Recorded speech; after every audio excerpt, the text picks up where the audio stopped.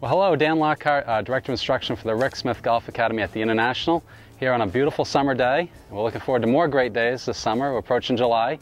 One area that you can really improve your game with is hitting wedge shots.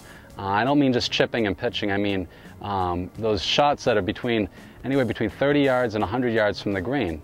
And it's something that a lot of folks don't practice a lot of. And distance control is what separates really the best players in the world from the club golfer.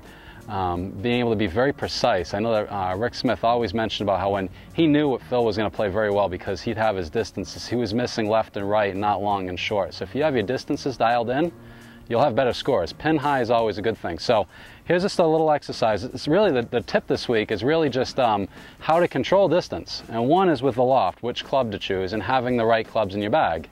So right now I've got a 52-degree wedge, a 56, which is typically a sand wedge, and then a 60, which is a lob wedge. It's a 4-degree gap. What I'd like you to do is look in your bag and see what are your gaps between the wedges.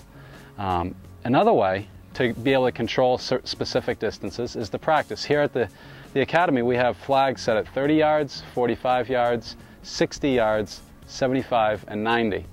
And what I would do is I'd hit a couple shots to each one. You don't want to hit too many shots at one in particular target, because then you get into this mode of just kind of fixed practice, fixed repetition. You want to have random practice where you're constantly confusing yourself and constantly hitting different shots. So the first one here is 30 yards. I'm going to take my 60-degree wedge. I'm going to hit a shot 30 yards rather. I'm just going to try to react to it. I try not to think, especially when I'm practicing warming up. Okay, that was pretty good. I rolled up to about 3 feet short of the hole. Now the next flag's 45 yards. I'm still going to stick with my 60. Now how do I hit it a little further?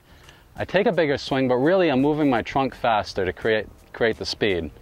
So instead of really feeling like your arms are swinging faster, I always want to have my hands in front of my chest. And when I turn through, my body's just going to work a little bit faster than it did for the 30-yard shot. So here I am, a little rehearsal.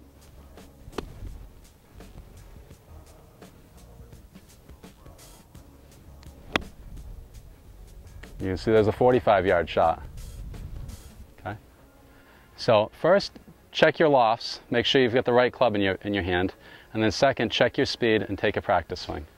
Looking forward to seeing you out here and maybe trying out some new score wedges.